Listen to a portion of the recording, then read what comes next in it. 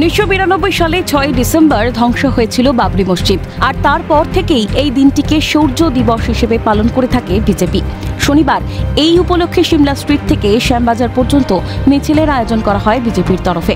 সেই মিছিলে পা মেলান রাজ্যের বিরোধী দলনেতা শুভেন্দু অধিকারী সহ বিজেপির অন্যান্য নেতৃবৃন্দ। মিছিলের সাধু সন্ত থেকে শুরু করে মতুয়া সম্প্রদায়ের মানুষদের উপস্থিতি ছিল চোখে পড়ার মতো। অন্যদিকে শনিবারই মুর্শিদাবাদের বেলডাঙ্গায় শিলান্যাস হয় বাবরি মসজিদের। বিষয়টি নিয়ে মিছিল থেকে সুর চড়ালেন রাজ্যের বিরোধী দলনেতা। তার কথায় নামকরণে সকলের আপত্তি রয়েছে। নামকরণে সকলের আপত্তি আছে। বাবর ধর্ষক ছিলেন, বলাৎকারী ছিলেন, লুটেরা ছিলেন, মন্দির ভেঙেছেন, মা বোনের ইজ্জত নিয়েছেন। তাই বাবরের নামে বা মোগল পাঠানদের কারোরই নামে ভারতবর্ষে কোথাও কিছু থাকা উচিত নয়। অন্যদিকে বাবরি ইস্যুতে রাজ্যের শাসক দলের বিরুদ্ধে তোপ দেখে কলকাতা পুরসভার কাউন্সিলর মীনা দেবী পুরোহিতের অভিযোগ, বিষয়টি নিয়ে ওরা নাটক করছে। দেখছি আমরা কি করতে পারেন, আজকে খালি নাটক করছেন, হবে না এটা দেখছি কি করছেন নাটক। পুলিশ মন্ত্রী নিজে করাচ্ছেন, মমতাদি নিজে করাচ্ছেন, মমতাদি ভয় পেয়ে গেছেন, এবার মমতাদি ভোট পাবে কি পাবে না। হুমায়ুন কবির যেটা করছেন আমরা মনে করি এটা একটা মমতা সরকারের গট-আপ গেম।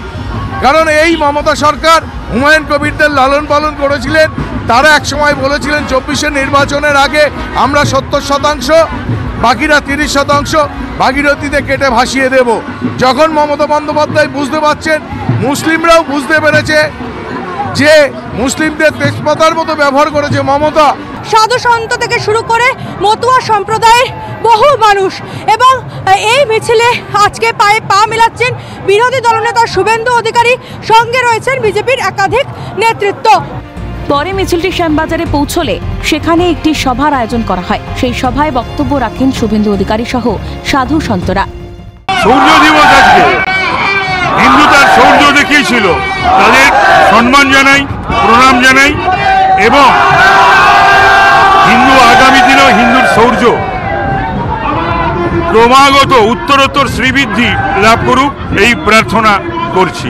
কে বাবর, কে বাবরি কেন, এটাই তো আপত্তি। তার কারণ হলো এরা ভারতবর্ষের ওপর লুট করেছিল। আমাদের যে বাবরি মসজিদটা, ওটা বাবরির যে মসজিদটা, সেখানে আমাদের কর্তৃপক্ষের কজনকে মারা হয়েছে, তার শ্রদ্ধাঞ্জলি দেওয়ার জন্য। 2 নম্বর হলো যে আর একটা করেছে কালকে যে 5 লাখ গীতা পাঠ, তাদের সূচনা দেওয়া সনাতন ধর্মের জাগরণের জন্য। আর বাবরি মসজিদটার যে ব্যাপার, বাবরের নামে একটু প্রতিবাদ করতে এসলাম। বছর ঘুরলেই রাজ্যে বিধানসভা নির্বাচন। তার আগে শৌর্য দিবস পালনের মাধ্যমে রাজ্যে নিজেদের উপস্থিতিকে আরও সুদৃঢ় করল গেরুয়া শিবির, এমনটাই মত রাজনৈতিক পর্যবেক্ষকদের একাংশের। ক্যামেরায় গোপালের সঙ্গে রেশমি রিপোর্ট, ক্যালকাটা নিউজ, কলকাতা।